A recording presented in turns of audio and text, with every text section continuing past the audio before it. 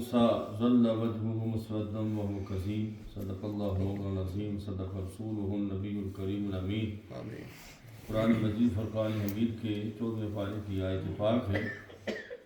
اللہ رب العزت نے ارشاد فرمایا، اور جب ان کو خوشخبری کوئی دیتا تھا آ کر، بالانسا تیرے گھر میں بیٹی پیدا ہوئی ہے، ظل وجهه مسودا وهو كظيم، اس کے منہ پر کالا سیاہ اس کا ہو جاتا تھا، اندھیری چھا جاتی تھی، اور وہ کظیم اور غصے بھی ہو جاتا۔ ایک زمانہ یہ بھی تھا کہ کوئی آ کر کہتا کہ تیرے گھر میں بیٹی پیدا ہوئی، خوشخبری سناتا، وہ آگے سے یہ کہتا ہیں میرے گھر میں بیٹی پیدا ہوئی، اور غصہ اتنا اس کے اوپر چڑھ جاتا کہ اس کا منہ سیاہ ہو جاتا۔ حضرت سعد ایک صحابی تھے، مجاہد بھی تھے، وہ نبی کریم صلی اللہ علیہ وسلم کی بارگاہ میں تشریف لائے اسلام لانے کے لیے، مسلمان ہونے کے لیے۔ عرض کی یا رسول اللہ صلی اللہ علیہ وسلم، ایک بات پوچھنا چاہتا ہوں۔ عرض یہ ہے کہ زمانہ جاہلیت میں کی ہوئی نیکیاں جو ہیں، نیک کام کوئی بھی، وہ بھی اسلام لانے کے بعد فائدہ دیں گے یا نہیں دیں گے؟ بات بڑی اونچی قسم کی انہوں نے کی، سوال بڑا اونچا کیا، اس کا کوئی فائدہ ان نیکیوں کا اسلام لانے کے بعد بھی ملے گا کہ نہیں ملے گا؟ تو سرکار نے فرمایا بتاؤ نا کون سی نیکیاں تم نے کی ہیں، قصہ سناؤ۔ تو انہوں نے کہا یا رسول اللہ میرے 2 اونٹ گم ہو گئے، اور میں ان کی تلاش کرتے کرتے ایک جنگل میں پہنچا تو وہاں اونٹ اور بھی چل رہے تھے، اور ان اونٹوں میں میرے بھی 2 اونٹ موجود تھے۔ تو جو اونٹ چرا رہا تھا شخص، میں نے اس کے پاس جا کر بیٹھ کر کہا میرے 2 اونٹ گم ہو گئے اور آپ کے اونٹوں میں آ کر شمار ہو گئے، میں نے پہچان لیے، تو میں اپنے اونٹوں کو لینے کے لیے آیا۔ تو وہ جو آدمی تھا اس نے کہا اگر تیرے ہیں تو تو لے جا، تیرے ہیں تو تو 2 لے جا۔ بیٹھے ہوئے تھے کہ اس نے پانی منگایا اور کھجوریں منگائی، جو اونٹیں چرا رہا تھا، تو میں نے پانی پیا اور کھجوریں کھانی شروع کی، تو آواز بچے کی پیدا ہونے کی آئی۔ تو اس اونٹ چرانے والے نے کہا، جو وہاں کا رہنے والا تھا، اس نے کہا کیا سمجھتے ہو بیٹی پیدا ہوئی ہے یا بیٹا پیدا ہوا ہے؟ تو میں نے کہا کہ مجھے تو پتہ نہیں بیٹی پیدا ہوئی ہے یا بیٹا پیدا ہوا ہے۔ اگر بیٹی پیدا ہو تو پھر کیا کرو گے؟ اگر بیٹی پیدا ہوئی ہے آپ کے گھر میں پھر کیا کرو گے؟ تو اس نے کہا اگر بیٹی پیدا ہوئی تو میں اس کو فوراً دفن کر دوں گا، اس لیے کہ میں اپنی گردن پر دامادی کا بوجھ اٹھانے کے لیے تیار نہیں ہوں۔ داماد میرے گھر میں آئے، میرا سر اس کے سامنے جھکے، ہرگز نہیں، یہ میں برداشت نہیں کر سکتا۔ اور بیٹی کو تو میں زندہ درگور کر دوں گا، بیٹا ہوا تو میری شان آن بان بڑھے گا میرے خاندان کا۔ جس طرح لوگ آج بھی ذہن ہے، یہ نہیں کہ ذہن اس زمانے تھا، 1400 سال پرانی بات ہے، کہ آج بھی لوگوں کے ذہنوں میں ہے بیٹا پیدا ہوتا ہے بہت خوشیاں مناتے ہیں۔ بیٹی پیدا ہے جی، بیٹی چپ کر جائیں گی، کدے نہیں کہیں گے خوشی الحمدللہ اللہ تعالیٰ نے مجھے بیٹی پہ عطا فرمائی ہے، اللہ کی رحمت میرے گھر میں آئی ہے۔ نہیں، وہ کہتے ہیں میں نے کہا اس سواد کے ساتھ ہے اور آگے عین ہے، پھر سواد ہے، پھر عین ہے۔ سعد ان کا نام تھا، بن ناجیہ۔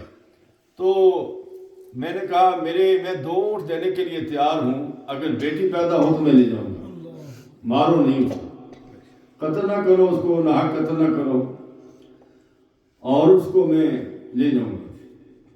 بیٹا ہوا تو تم نے سوچا ہے کہ میرا بیٹا ہے، ٹھیک ہے، میرے خاندان کی آن بان شان بڑھے گا، پتہ نہیں بڑھے گا یا نہیں بڑھے گا، بعد سوچ ہوتی ہے نا آدمی کی، پتہ بعد میں کیا تکلیفیں بیٹے دیتے ہیں۔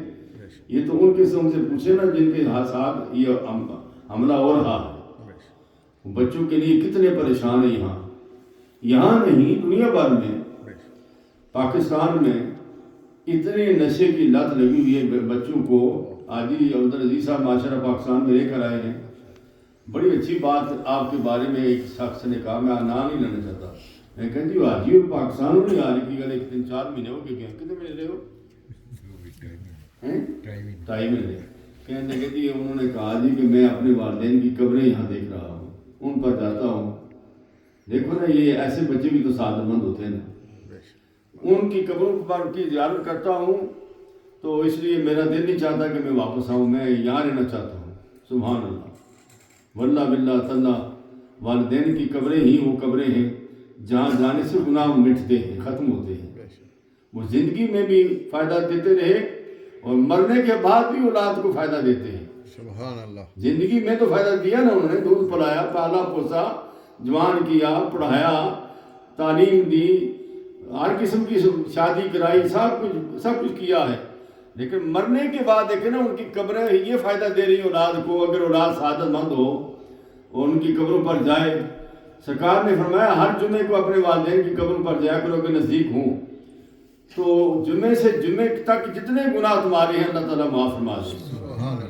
جمعے سے جمعے تک, یعنی جمعے جایا کرو. اور میرے نبی صلی اللہ علیہ وسلم بھی اپنے ماں باپ کی قبروں پر گئے.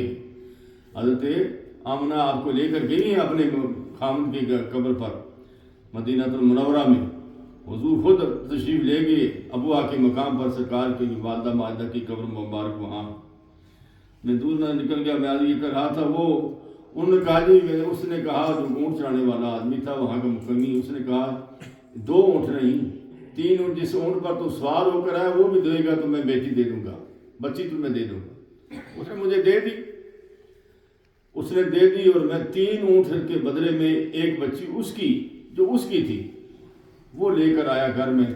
اپنی لونڈی کو کہا کہ اس کو دودھ پلاؤ, اس کو پالو پوسو, اس کو اس کی دیکھ بھال نگہداشت کرو. وہ بچی بڑھتی بڑی ہونا شروع ہو گئی.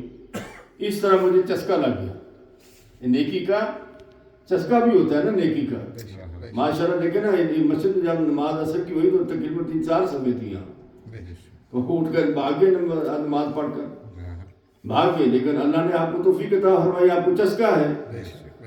یہاں ذکر اذکار ہوتا ہے, ختم فاتحان ہوتا ہے, بات و نصیحت ہوتی ہے, شعر و شاعری ہوتی ہے. ماشاءاللہ نعت میں کیا بات ہے.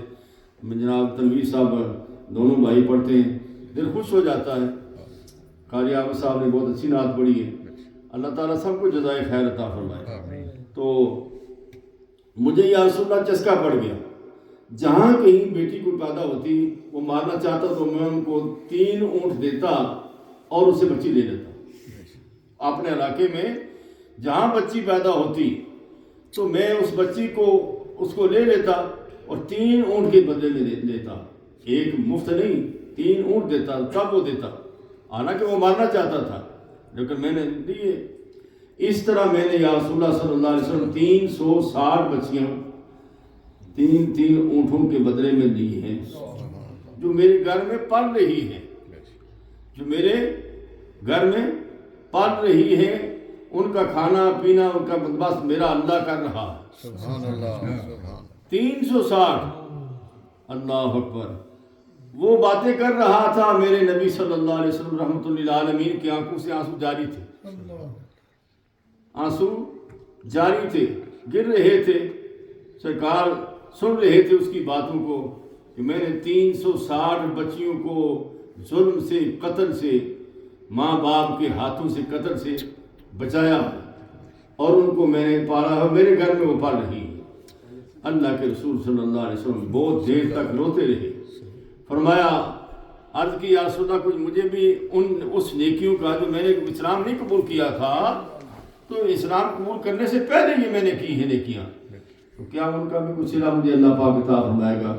تو حضور نے فرمایا صلی اللہ علیہ وسلم نے فرمایا, پہلا صلہ تو تجھے یہ ملا ہے کہ آج تو کلمہ پڑھ رہا ہے اور میرے پاس بیٹھا ہوا ہے, نبی کے پاس, رسول کے پاس بیٹھا ہوا ہے اور میری باتیں سن رہا ہے. میں تجھے سنا رہا ہوں, تو مجھے سنا رہا ہے, اور میرے کلمے کی, اللہ کی وحدانیت کی, اس کی توحید کی کا اقرار کر رہا ہے. سبحان اللہ. اور دوسرا صلہ یہ ہے کہ میں محمد صلی اللہ علیہ وسلم تجھ سے وعدہ کرتا ہوں قیامت کے روز اللہ تیرے لیے رحمت کے دروازے کھول دے. سبحان اللہ سبحان اللہ. نیکی اللہ کسی کی ضائع نہیں کرتا. بے شک. ان اللہ لا یضیع اجر المحسنین.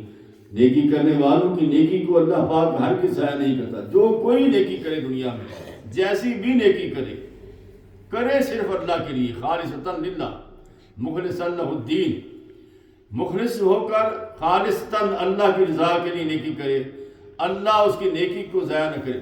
نہیں کرتا، برباد نہیں ہوتی، قبول ہوتی ہے، اس کا صلہ اللہ قیامت کے روز عطا فرمائے. سبحان اللہ. اس صحابی کو انہوں نے سب کلمہ پڑھا اور وہ مسلمان ہوا، اور اللہ کے رسول نے اس کو تسلی دی کہ تیری نیکیاں وہ پہلی بھی ضائع نہیں ہوئی. سبحان اللہ. اب تو جو کرے گا نا وہ تو اسلام کے اندر کرے گا نا، بے شک. اسلام لانے کے بعد. لیکن پہلی نیکی میں جو تو کی ہیں، حالانکہ ہوتا ہے کہ کافر جو نیکیاں کرے اس کی نیکیاں برباد ہوتی ہیں، اس کا صلہ اللہ پاک دیتا ہے، لیکن اس دنیا میں دے دیتا ہے. اس کا بدلہ اللہ پاک کافر کی نیکیوں کو، چونکہ آپ دیکھتے ہیں نا بہت سے کافروں نے ماشاءاللہ بڑے بڑے اچھے کام کیے، اسپتال بنائے. لاہور میں 3-4 اسپتال ایسے ہیں جو غیر مسلموں نے بنائے ہیں، اور بھی ملکوں میں شہروں میں ہیں. اور بھی کام بہت سے کیے، روڈیں بنائی ہیں، بہت سے کام کیے، پل بنائے ہیں. ان کا صلہ اللہ پاک اس دنیا میں ان کو دے دیتا ہے. آخرت میں ان کا کوئی حصہ نہیں ہے، کیونکہ ان کا آخرت پر ایمان ہی نہیں ہے، یقین ہی نہیں ہے. لیکن مسلمان کو اللہ رب العزت اس دنیا میں بھی صلہ دے گا اور قیامت کے روز بھی عطا فرمائے گا. سبحان اللہ سبحان اللہ. صلہ ختم نہیں ہوتا. بے شک. اس لیے آپ کا بیٹھنا ضائع نہیں جاتا، آپ کا اللہ نہ کرنا ضائع نہیں جاتا، بلکہ اللہ پاک اس کا صلہ الحمدللہ ہم خالصتاً للہ اللہ کی رضا کے لیے بیٹھتے ہیں. یہاں کوئی اور مقصد تو نہیں ہوتا. بے شک. سبحان روٹی تو آپ گھروں میں کھاتے ہیں، ہم بھی کھاتے ہیں. ہاں، روٹی تو ملتی ہے آج جیسی بھی ہے، الحمدللہ ثم الحمدللہ. جیسی بھی ہو اللہ کا کے نعمتیں ہیں، اللہ دیتا ہے، سب کو دیتا ہے. پاکستان میں بھی دیتا ہے، ہر ملک میں.